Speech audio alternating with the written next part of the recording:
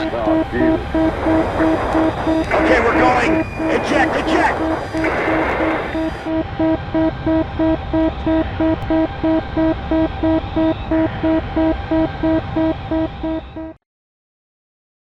The following aviation narrative is based on a United States Navy Aircraft Investigation Board's report obtained through a FOIA request. Additionally, public domain sources such as newspaper accounts, military history, aircraft, hiking, and genealogical websites are used sparingly to fill in any omissions, add supplementary facts, and restore some redacted information as identifiers for clarity in recounting this event. Where possible, genuine photographs, scanned articles, and film footage relevant to the story are presented. However, this is not always the case, as sometimes such resources simply do not exist. Equivalent materials or altered images or film footage via AI manipulation are utilized in order to properly illustrate the incident herein.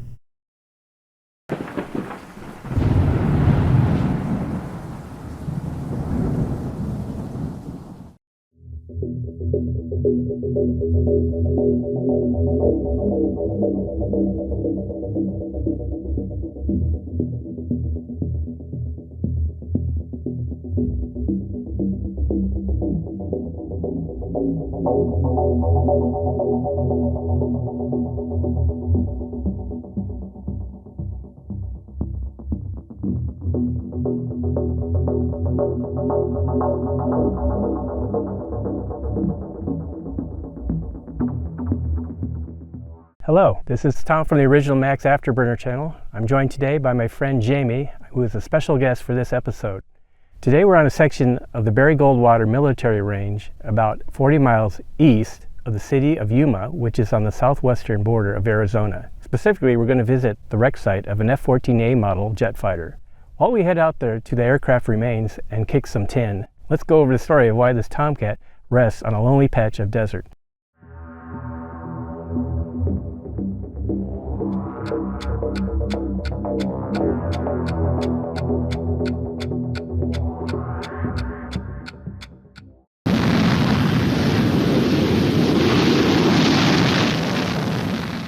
The venerable Tomcat, first introduced in 1974, it became a pilot and aviation enthusiast legend. So popular it became a major co-star in movies such as The Final Countdown, with a rousing main theme from the soundtrack, and of course Top Gun, with the song Danger Zone, now forever synonymous with flying fighter jets. Back then, the U.S. Navy was keen on evolving past the F-4 Phantom as its premier fighter bomber.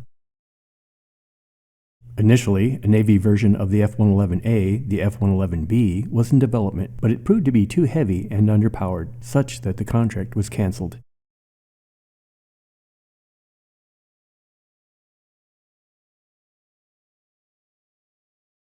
The F-14 rose from the failed ashes of the Navy's F-111B program and incorporated some of the elements of the 111's requirements, such as variable sweep wings, the radar system, the long-range Phoenix air-to-air missile capabilities, and the dual engines.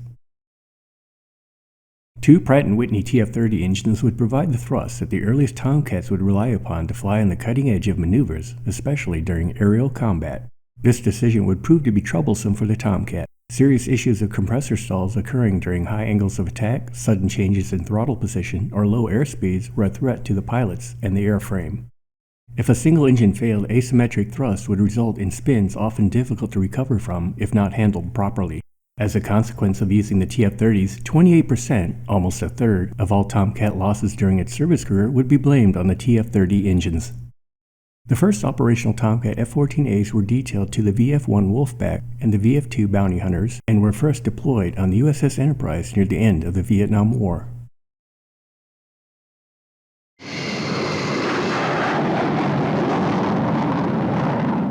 By 1983, VF-2 had completed 3 at-sea operations on USS Enterprise and 3 on the carrier USS Ranger. Afterwards, Tomcats from VF-2 and VF-1 were stationed at Miramar NAS in California. The Bounty Hunter's next aircraft assignment would be aboard the USS Kitty Hawk, scheduled for 1984, and USS Kitty Hawk had been painted on the VF-2's Tomcats.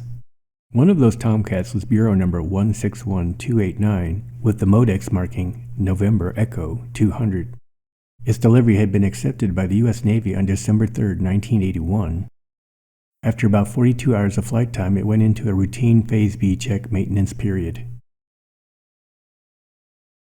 Then on February 16, 1983, the aircraft was flown on a functional check flight, known as an FCF, since it had been down for over 30 days for the phase process.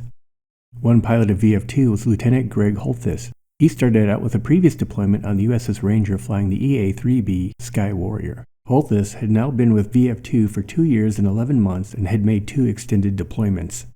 Performing well as a relatively new naval aviator, he was made a section leader, one of only 2 first-tour pilots in the squadron to attain the achievement. He was also made a post-maintenance flight check pilot.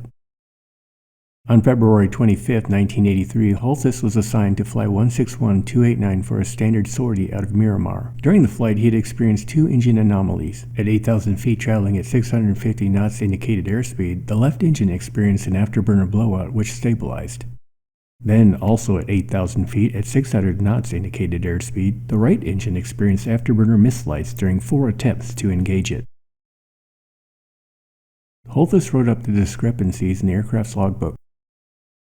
After the engine shop made corrective measures in high-power turn-up testing, both engines were signed off as fully operational once again. The perishable skill of remaining combat-ready in the arena of air tactics, high-performance flying, and physical endurance always needs to remain polished while on land awaiting the next expedition. Training never stops. Also during February 1983, select crews from VF-2 and VF-1 would deploy to Yuma Marine Corps Air Station in Arizona for tactical aircrew combat training system tasking. Lieutenant Holthus would act as a flight leader and mission commander for the VF-2 element.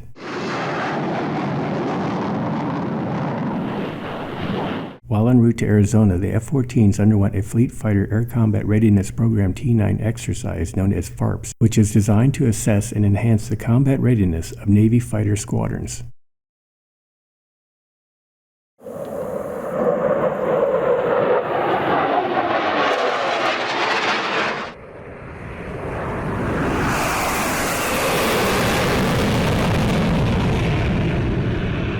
After successfully completing their FARP, the Tomcats of VF-2 and VF-1 landed at Yuma on the morning of February 28, 1983 at 9:10 a.m. local time.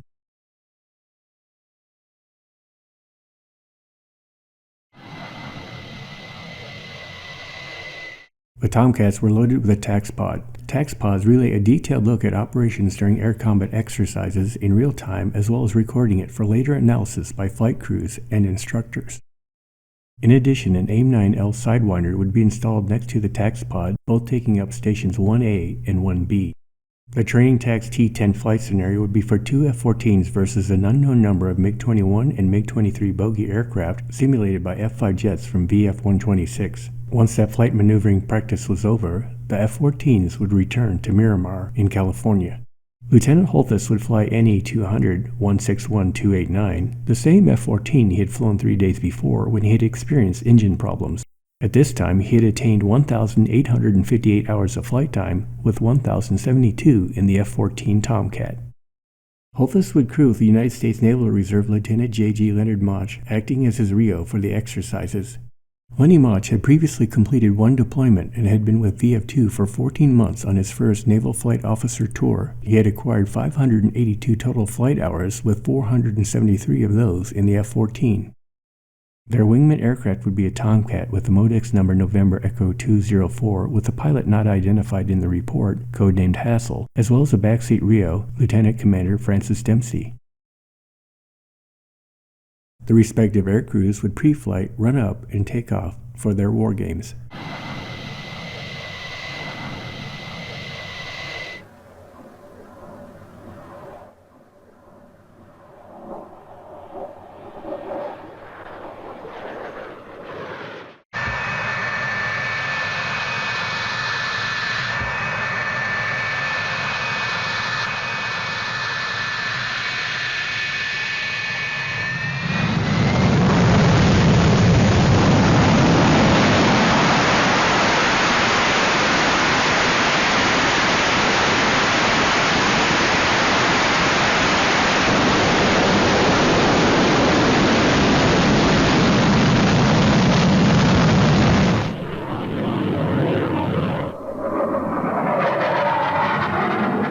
The VF-2 Tomcats and the VF-126 aggressors proceed to their respective stations before declaring, "Fights on."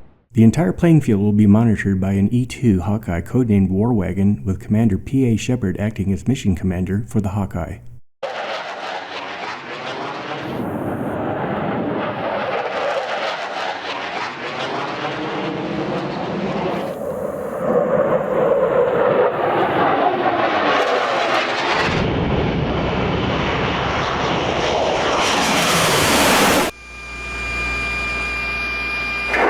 Heading 340. Bogies at 7,000 feet. Okay. Roger, same bogies. You're in collision now. Steering. Okay, bogies have jinked. Watch out, bogies 135, 50, Angel 16. 3017 to the southern. Copy 33017. After about 15 minutes on the range, Holthus and Mach are in the midst of a second reversal from a port level break when flame 5 to 7 feet long erupts from the starboard engine's nozzle.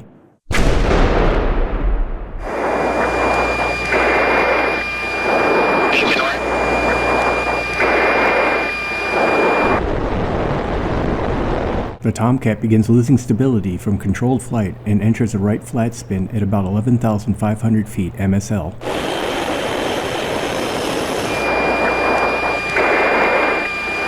Okay, we're departed.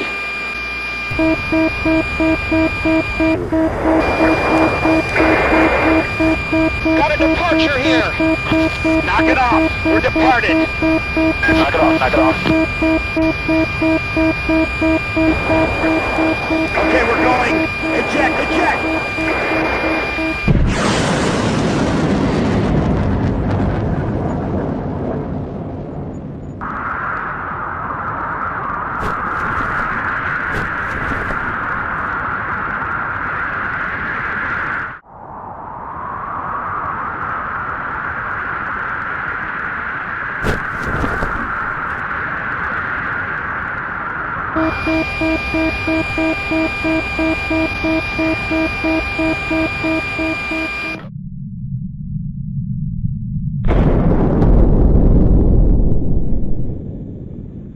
A VF-126 F-5 bogey flown by Lieutenant Commander Thomas Kilcline Jr., codenamed Killer, witnesses the ejection and reports 2 good shoots.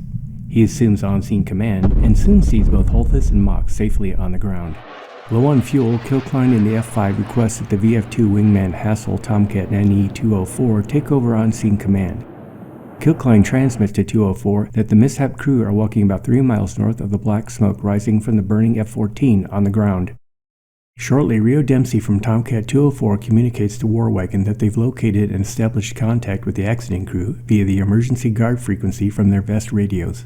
Tomcats from VF-1 awaiting their turn on the range are in the area and have been monitoring the radio transmissions. One of those from VF-1 is F-14 Modex 110 with backseat Rio Lieutenant Commander Thomas Sabiek, who requests Yuma Air Control to dispatch a search and rescue helicopter. Sobiek is widely credited for using an expression during his own training that would later be used in the movie Top Gun, namely, Come on, man, do some of that pilot shit. a UH-1N Helicopter Rescue 1, number 158768, already on a 5-minute standby, is requested by Yuma Tower at 11:44 and departs at 11:59. The helicopter is crewed by a United States Marine Corps captain pilot, a staff sergeant crew chief, and a Navy hospital corpsman second class. The Huey travels 38 nautical miles to the range and locates Holthus and Mach at 12:05. Once they are picked up, the chopper returns them to Yuma at 12:30. Suffering only minor injuries, both men were transferred to the Yuma dispensary.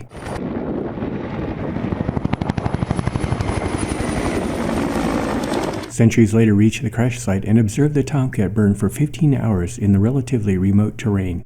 The wreck investigation on site starts on March 1st at 5 p.m. local time in Arizona. When I received the Navy's accident investigation report, I expected a rather straightforward explanation, with the right engine malfunction being blamed for the start of the event and the pilot being given a roll-of-the-dice flat spin situation on whether it was recoverable, and ultimately him not being able to save the F-14. However, the cover letter and heavily redacted elements within the report, rightly or wrongly, can lead one to the conclusion that there was an error or errors on the part of the aircrew and/or maintenance of the engines. Typically, I see just small portions of personal data covered over with the main body of information still available for reading. In this Navy report, vast swaths and numerous whole pages are fully blanked out. Additionally, numerous findings and contributing factors as well as recommendations are also censored. So no exact conclusions as to the cause or causes and changes in the Navy's way of doing business are revealed. All we can say is that the right engine failed due to a compressor stall for whatever reason, and the plane went into a flat spin and it was not restored to flight for whatever reason, and crashed.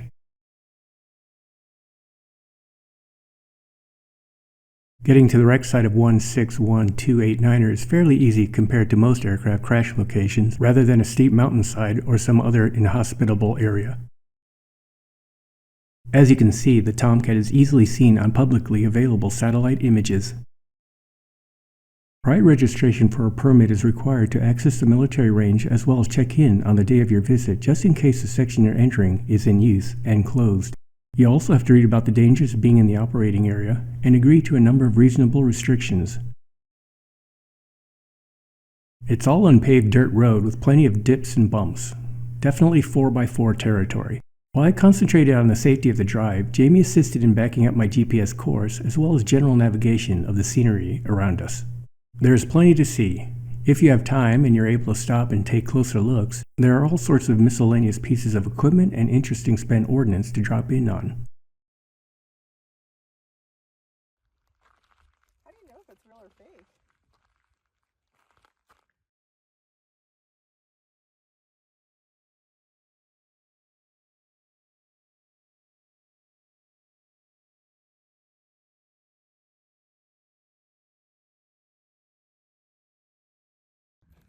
Early on in our journey from the gate, we encountered 4 armored tanks parked in close proximity to each other, which are definitely worth exploration.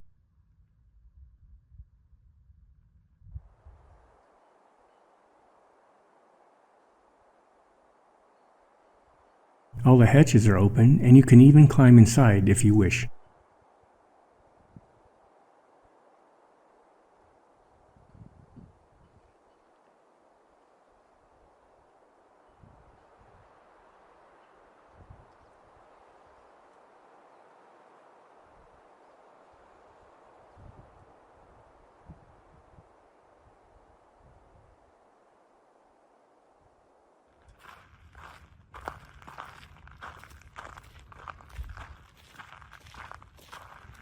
Didn't even think of doing that.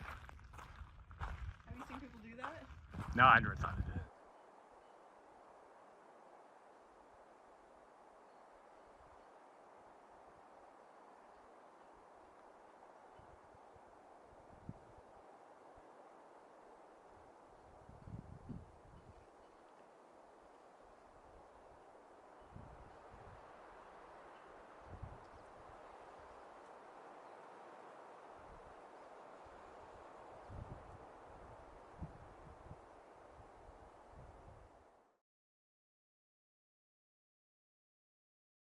Once we reached nearby to the F-14 site, we left the truck less than a mile away and hiked across a deep sandy wash, and then over the smooth landscape towards the aircraft. As we approached, various pieces of equipment came into view, which may or may not have come from our Tomcat.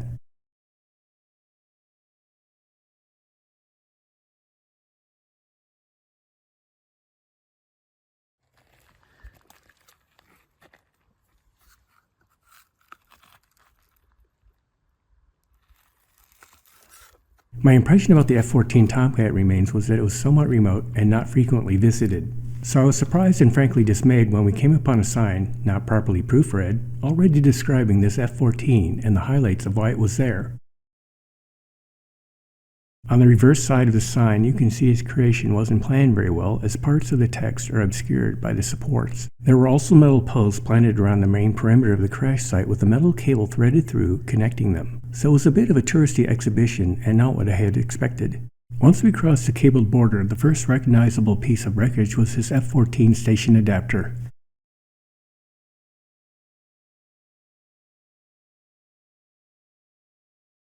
This is a wide shot of the whole wreck site with the nose section on the left and the tail section to the right.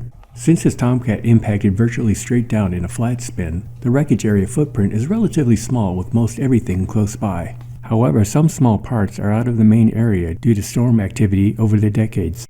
There is a guy who's been going to various wreck sites and taking parts, including pieces from this F-14, and selling them on eBay. Please don't be that guy and take anything. It is technically still government property, and it also spoils these sites for future explorers.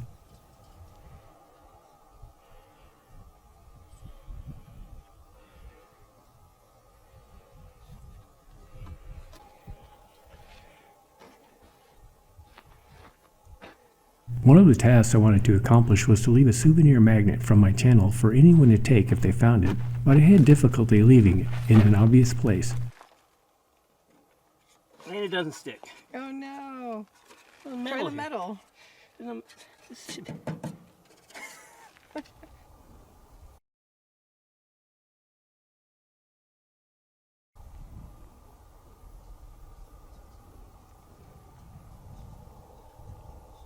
We did a visual survey of the site for you, and we'll point out some of the parts and equipment as we go along.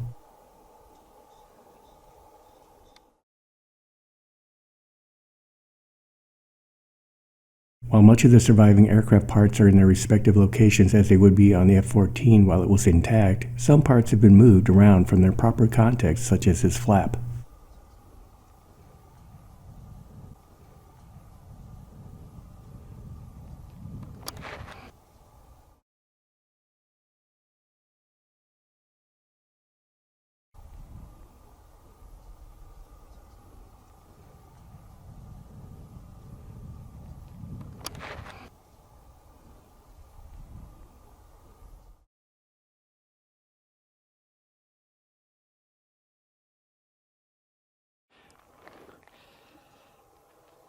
We'll pan across the front of the left wing, and then repeat the video pass again closer up. The left wing is bent down either from the impact or warped from the heat of the post-crash fire. In some areas of the wreck, the aluminum had melted and cooled, forming solid metal puddles.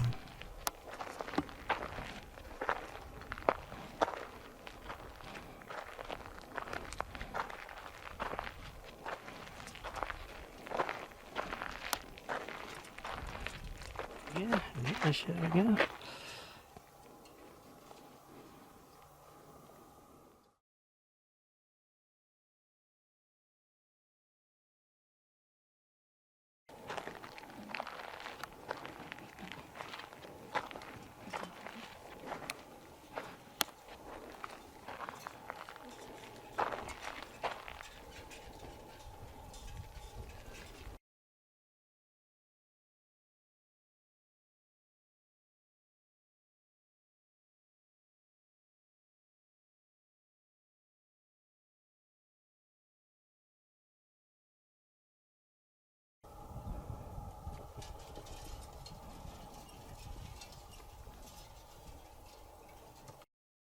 There are parts strewn all around the site and even outside the main cable loft boundary. Not every single piece on site is shown in this investigation, as it would take quite a bit of time for everything to be documented.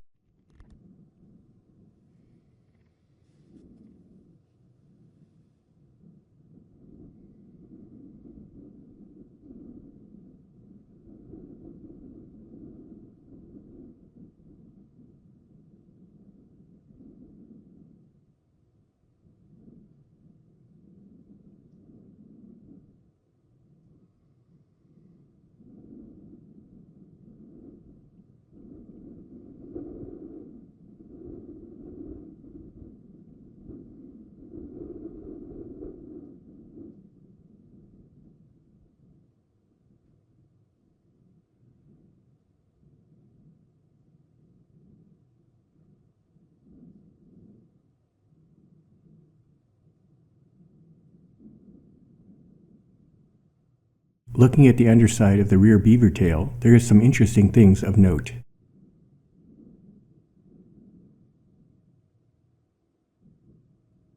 In this shot, you can clearly see the boron fiber and aluminum honeycomb structure of the left horizontal stabilizer coming apart. The strips are light and fragile like paper, and some have broken away and are drifting around the area.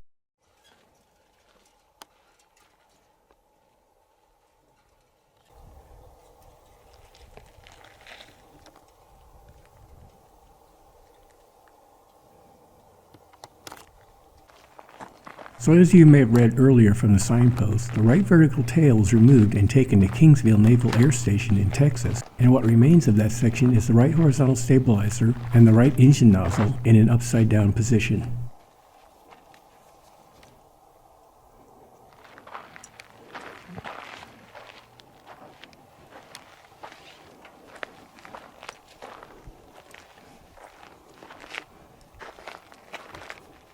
Seen through this crushed portion, one of the actuators that open and close the engine nozzle is visible.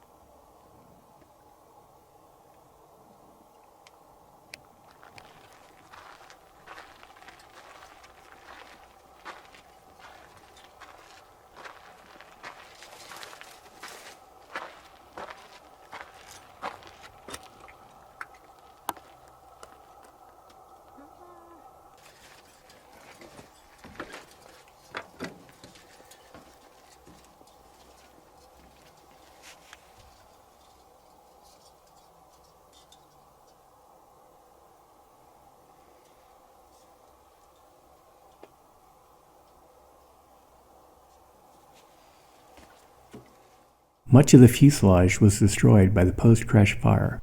Titanium structures such as the wings, wing boxes, and engine heat shields fared much better.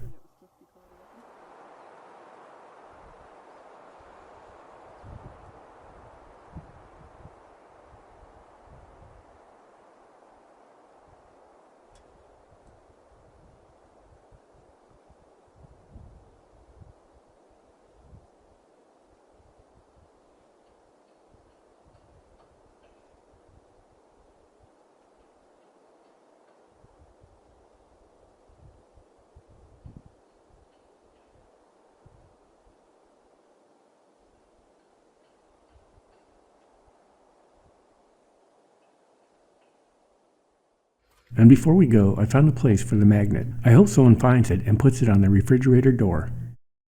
This place is worth a return visit, and I hope you enjoyed this production. Stay tuned at the end for a few bloopers from the range entrance introduction. Take care, and we'll see you later.